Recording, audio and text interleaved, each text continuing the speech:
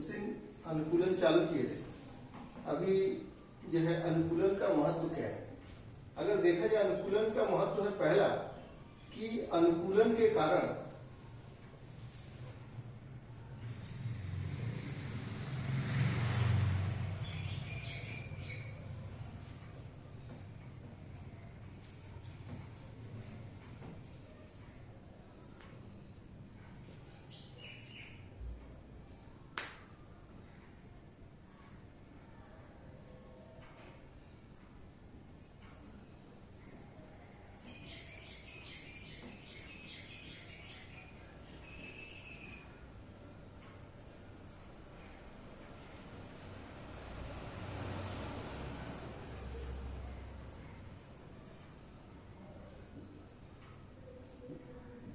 अनुकूलन का सबसे बड़ा महत्व है कि प्राणी एक विशेष वातावरण में, प्राणी या सजीव एक विशेष वातावरण में रहने के लिए स्वयं को सामर्थ्यवान बनाते हैं। दूसरा, अनुकूलन जो है क्रम विकास का आधार है। क्रम विकास यानी इवोल्यूशन।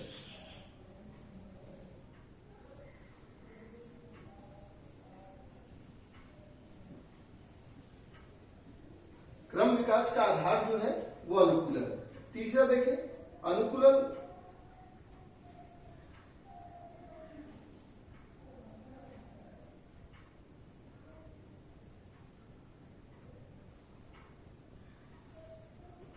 भोजन प्राप्ति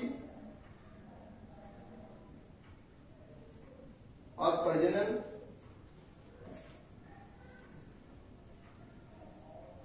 में भी सहायक है। तो मोटे तौर पर देखा जाए कि ये अनुकूलन का महत्व, अनुकूलन के द्वारा सजीव विशेष वातावरण में रहने के लिए स्वयं को सामर्थ्यवान बनाते हैं। अनुकूलन जो है वो क्रम विकास यानी कि इवोल्यूशन का आधार है। और अनुकूलन जो है भोजन प्राप्ति के लिए अथवा प्रजनन के लिए, ये इसके लिए भी ये अनुकूलन आवश्यक हो जाता है। ठीक है, अभी हम दूसरा चालू करते हैं।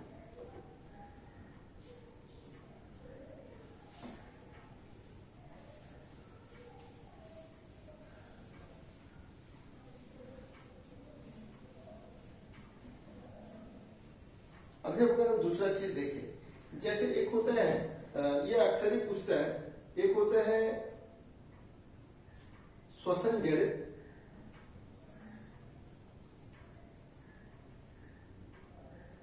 श्वसन जड़, इसको न्यू मेटाफोर भी बोलते हैं, इसे न्यू मेटाफोर भी बोला जाता है। ये अक्सर समुद्री या नमकीन जल वाले भागों में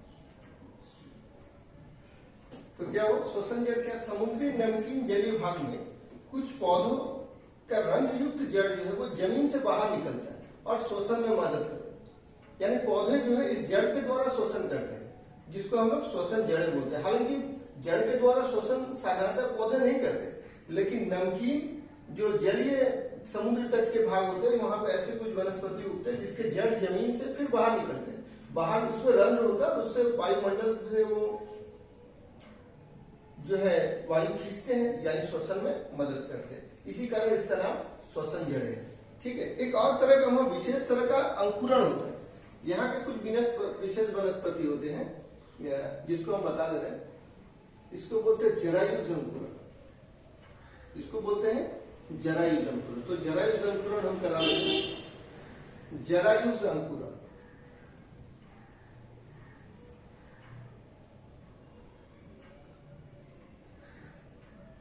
इसको भाइबोपोरस जर्मिनेशन भी बोलते हैं, यानी ये इन्हीं क्षेत्रों में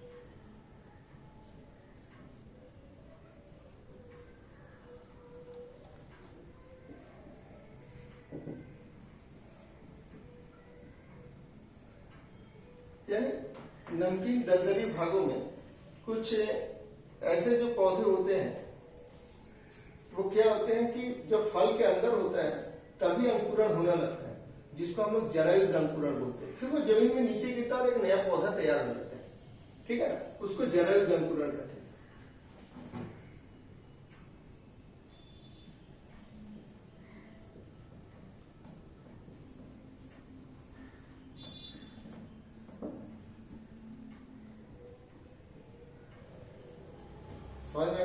तो क्या है, जरायुज अंकुरण का नमकीनी दलदली क्षेत्रों में उगने वाले कुछ वनस्पति होते हैं जिसमें जब वो फल के अंदर होता है तो फल होता है, तो फल के जब पेड़ में लगा रहता है तभी उसमें से अंकुरण हो जाता है। साधारणतः अंकुरण जमीन के नीचे होता है, लेकिन ऐसे वनस्पति में जो अंकुरण होता है वो फल के अंदर ऊपर में ही हो जाता है, फिर वो थोड़ा बड़ा हो जाता है, फिर वो नीचे गिरता है, फिर एक नया पौधा तैयार हो जाता है। इसको जरायुज अंकुरण बोलते हैं। ये नमकीन दलदली क्षेत्रों में ही ऐसा होता है, ठीक है।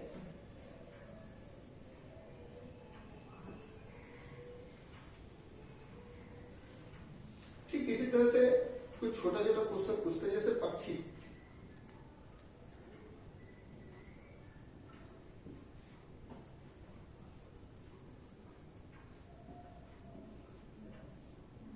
पक्षी में देखें अनुकूलन, तो पक्षी में भी कुछ अनुकूलन की खास विशेषता होती है। जैसे सिर देखें,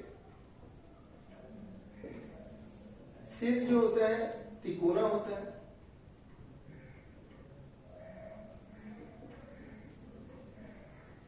चोंच जो होता है दांत रहित होता है,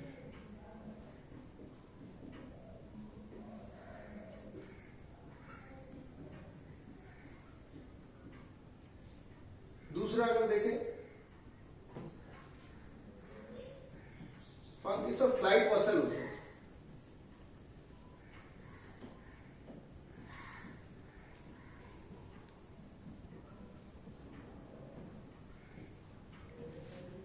जो उड़ने में मदद करती है।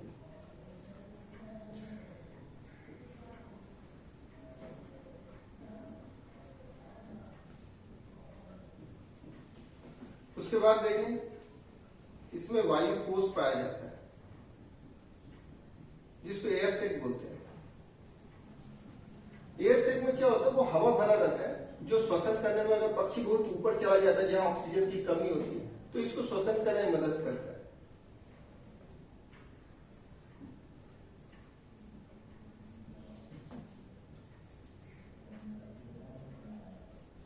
मोटे तौर पर देखें तो पक्षी में भी कुछ अनुकूलन होता है, जैसे सिर तिकोना होता है, दांत जो चोंच जो होते हैं वो दांत रहित होता है।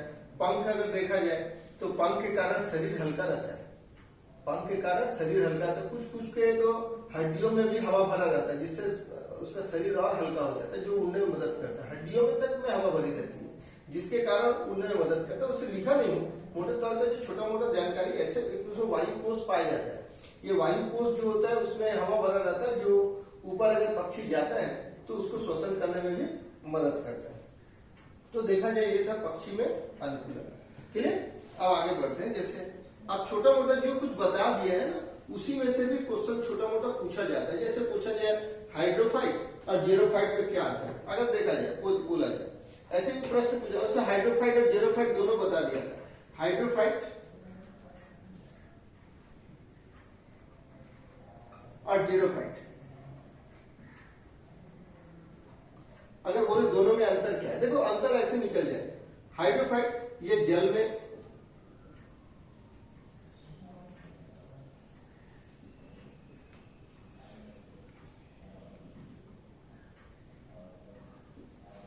जैसे कमल,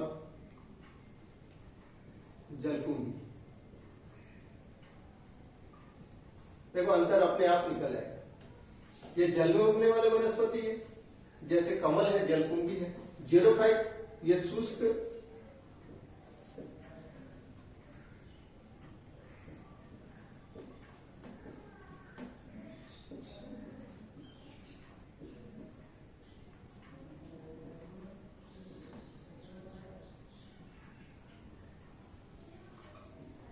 ये शुष्क मरुस्थल में उगने वाले वनस्पति जैसे कैक्टस। ये पहला अंतर निकल है। दूसरा अगर देखें तो पत्तियां बड़ी होती है,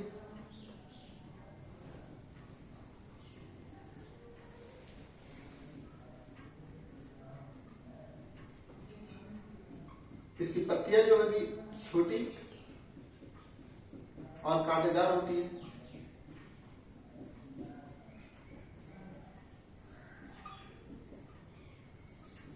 तीसरा अगर देखें तो इसमें जड़ें कम विकसित होती है।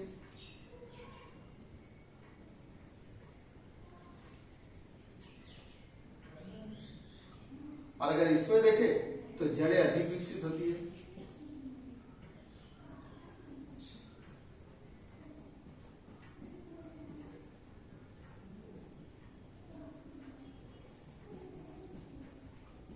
तो देखो दोनों में अंतर भी निकला है। तो ऐसे अगर देखा जाए तो छोटा मोटा क्वेश्चन जो है वहां से निकाला जा सकता है। तो आज क्या क्या हुआ, हाइड्रोफाइट और जेरोफाइट में क्या अंतर है, दूसरा न्यूमेटाफोर क्या है, उसके बाद जरायुज अंकुरण जो था वो क्या था वो कराया हम, और एक था तुम्हारा जाएगा पक्षी में अनुकूलन की क्या विशेषता है। ठीक है,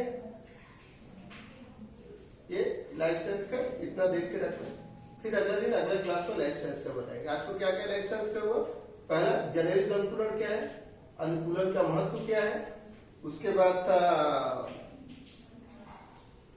भाइलोपोरस जर्मिनेशन क्या है, और एक न्यूमेटाफोर क्या है, और हाइड्रोफाइट और जीरोफाइट में क्या अंतर है। ये मोटे तौर पे आज को बता दिए, इसको थोड़ा देखना, फिर अगला दिन फिर दूसरा देखेंगे। ठीक है, ये लाइफ साइंस का इतना करने देते हैं।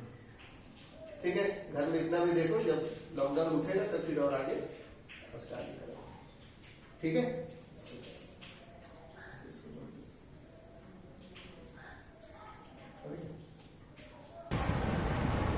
देखो अगले दिन जैसे हम बताए थे कि इतिहास का जो क्लास में वो बताया था कि भारत में अंग्रेजी शिक्षा का प्रादुर्भाव हुआ, और राजा राम मोहन राय जो थे वो भारत में अंग्रेजी शिक्षा के अग्रदूत माने जाते। और भारत में जब अंग्रेजी शिक्षा प्रारंभ हो गई और कई संस्थाओं में अंग्रेजी पढ़ाना चालू हो गया, तो जब भी कोई एक नया चीज आता है उसका प्रभाव जरूर पड़ता है, चाहे अच्छा हो या बुरा, प्रभाव तो जरूर पड़ा। भारत में जब अंग्रेजी शिक्षा है कुछ इसका अच्छा परिणाम भी हुआ, बुरा भी हुआ, दोनों ही हो सकता है। तो इसका महत्व क्या है, इसका क्या प्रभाव पड़ा भारत में। पहला, जब भारत में अंग्रेजी शिक्षा का प्रादुर्भाव हुआ तो पहला सबसे लाभ हुआ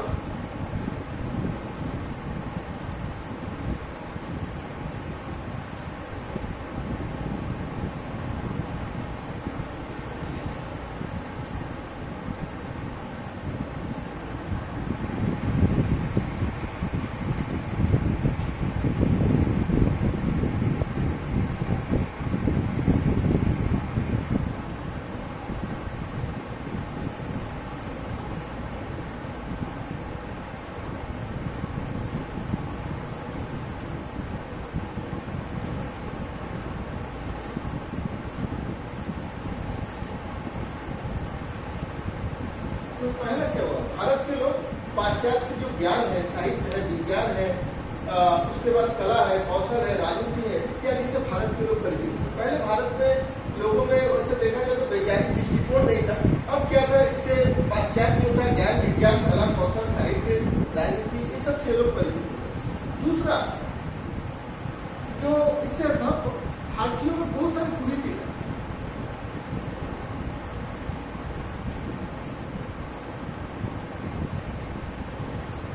क्या क्या कुरीति था? बाल विवाह, छुआछूत, जाति प्रथा, प्रजा प्रथा, सती प्रथा, बहु विवाह, तो अंधविश्वास,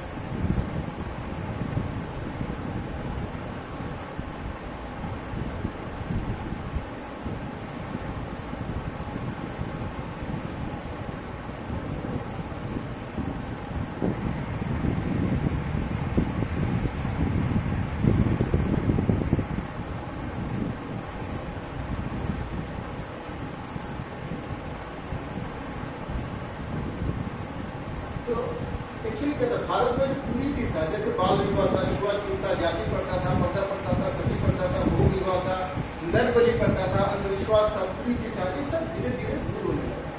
ठीक है, ये इसका बहुत अच्छा प्रभाव पड़ा। पाश्चात्य शिक्षा के बाद ही भारतीयों को पता चला कि ये बाल विवाह जो है वो ठीक नहीं है, बहु विवाह, नर बलि प्रथा, अंधविश्वास, कुरीति, ये सब जो था, ये भारतीयों को लगने लगा कि नहीं, ये अंग्रेजी शिक्षा के बाद जो था भारत में जो कुरीति था, जैसे बाल विवाह, छुआछूत, जाति प्रथा, प्रजा प्रथा, सती प्रथा, नर बलि प्रथा, ठीक है ना, अंधविश्वास, कुरीति, ये सब पाश्चात्य शिक्षा के बाद धीरे धीरे दूर होने लगा। दूसरा इसका एक और प्रभाव पड़ा कि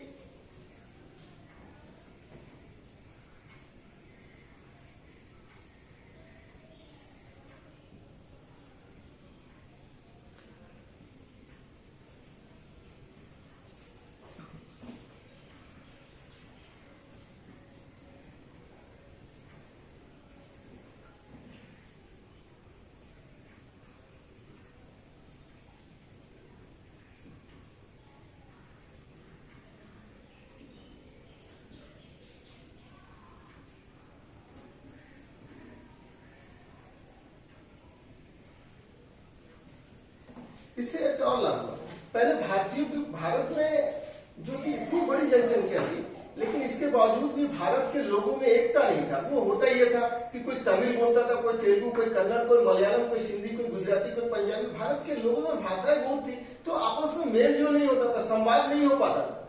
तब जब अंग्रेजी शिक्षा आ गया तो उनके बीच जो था वो संवाद बढ़ा, मेलजोल बढ़ा, एक दूसरे के बात को समझने में ये जो था अंग्रेजी शिक्षा बहुत मददगार हुआ।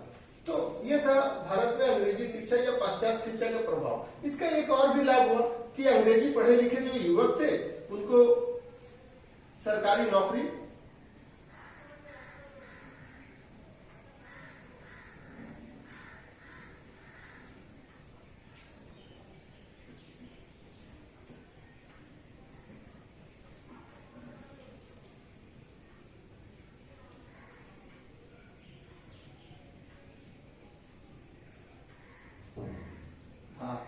सरकारी नौकरी प्राप्त करने में अंग्रेजी शिक्षा जो था वो सहायक हुआ। ये था भारत में पाश्चात्य शिक्षा के प्रभाव। यानी अंग्रेजी शिक्षा जब भारत में शुरू हुआ तो भारत के लोग जो था पाश्चात्य ज्ञान, विज्ञान, साहित्य, संस्कृति, कला, कौशल इत्यादि से परिचित हुए। भारत में जो कुरीति था, बाल विवाह, सती प्रथा, नरबली प्रथा, जाति प्रथा, अंधविश्वास, कुरीति, छुआछूत, ये सब धीरे धीरे दूर होने लगा।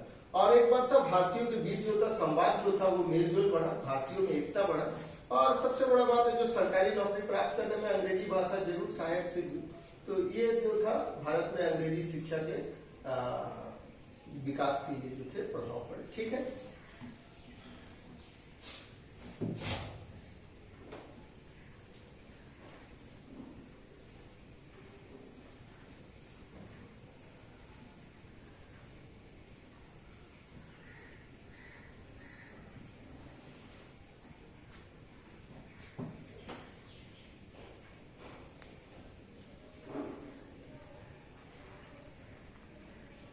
ये नील विद्रोह सबको पता होगा। नील विद्रोह क्या है? पहले इसको पॉइंट वाइज करना, इंट्रोडक्शन देना, इसका क्षेत्र देना, प्रमुख नेता देना। ठीक है, पहला नील विद्रोह है क्या? दूसरा देना कि इसके क्षेत्र कौन कौन से थे, इसके प्रमुख नेता कौन कौन सा था, ये आपको बताना पड़ेगा। पहला नील विद्रोह जो था, ये बिहार और उड़ीसा में जो किसान होते थे उनको जबरन नील की खेती करने के लिए बाध्य किया जाता था। और बात ये होता था कि नील की जो खेती करने वाले किसान थे वो जब नील की खेती नहीं करते थे तो उनपे बहुत अत्याचार होता था। उनके कभी कभी मकान जला दिए जाते थे, पशु उठा लिए जाते थे, मारा पीटा जाता था और उसकी कोई सुनवाई भी नहीं होती थी। इसलिए क्या था, बाध्य होकर के किसान, और ऐसा था उनको कम दामों में बेचना भी पड़ता था, क्योंकि अगर चावल गेहूं उगाते तो वो कम से कम खा लेते, सस्ते दामों में नहीं बेचते। लेकिन क्या नील को तो रख नहीं सकते थे, तो नीलही किसान जो थे इन पे सस्ते दामों पे दे के खरीद लेते थे। इनसे किसानों की स्थिति बहुत खराब हो गई। बात होकर के नील के किसान, खेती करने वाले किसानों में, खासतौर पर बंगाल में और बिहार में, उड़ीसा के भी कुछ क्षेत्र में थे, यहाँ पे किसानों ने संगठित होकर विद्रोह किया था, जिसको हम लोग नील विद्रोह कहते हैं। इसके प्रमुख क्षेत्र जो है वो पावना है, राजशाही है, खुलना है, अड़ीखाल है, जसूर है, बारासात है, ये इत्यादि जो थे ये इसके प्रमुख केंद्र थे। और इसके प्रमुख नेता थे विश्वचरण विश्वास, दिगंबर विश्वास, मलिक बाबू, ये जो थे इनके प्रमुख नेता थे।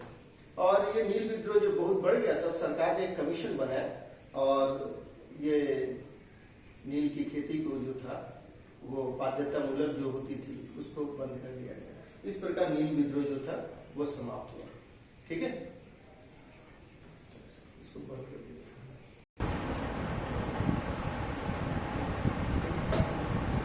तो बोला था नील विद्रोह जो था अब इसमें लिखा है कैसे, ऐसे पॉइंट है। नील विद्रोह क्या था, इंट्रोडक्शन में।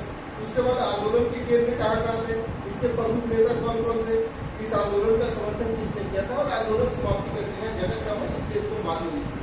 तो पहला नील विद्रोह 1859 में बंगाल, बिहार आदि के नील की खेती करने वाले किसानों ने नीलहे साहब के विरुद्ध एक आंदोलन किया था, जिसे नील विद्रोह कहते हैं। इसके प्रमुख केंद्र थे राजशाही, पावना, खुलना, जयसोर, राड़ीखाल, बारासात, मालदा, नदिया आदि जो थे इस आंदोलन के प्रमुख केंद्र थे। उसके बाद क्या था, इस आंदोलन के जो प्रमुख नेता थे विश्वचरण विश्वास, दिगंबर विश्वास, रामरतन मलिक इस आंदोलन के प्रमुख नेता थे। और इस का विरोध जो था हरिश्चंद्र मुखर्जी, हिंदू पैट्रिक के संपादक, उन्होंने इसका विरोध किया। दीनबंधु मित्र, माइकल मधुसूदन जो बंगाल में बहुत बड़े लेखक माने जाते थे, उन्होंने भी किसानों के मांग का समर्थन किया, किसानों के आंदोलन का समर्थन किया और जो अंग्रेजों का जो अत्याचार था उसका खुल की निंदा। बाद में क्या था, यहाँ जगह नहीं है इसलिए बोल दे रहा। बाद में क्या था, अंग्रेजों ने अंग्रेजी सरकार ने, ब्रिटिश सरकार ने एक आयोग का गठन किया और 1862 में किसानों की शिकायतों को सही पाया और फिर इस प्रकार नील विद्रोह जो था वो समाप्त हो गया। तो वो लिख रहे हो नील विद्रोह की समाप्ति कि सन 1862 में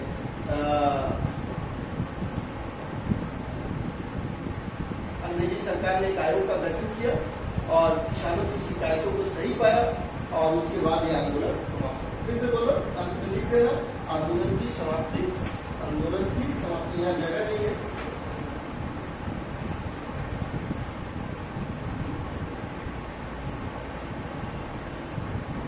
क्या लिखेगा, 1862 में सरकार ने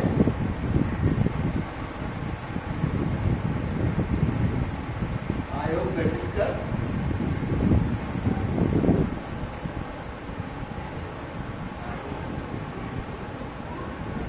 और किसानों की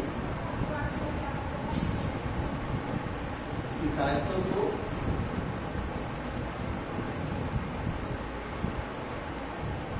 सही था। ठीक है, किसानों की शिकायतों को सही हुआ, उसके बाद ये आंदोलन समाप्त। ठीक है।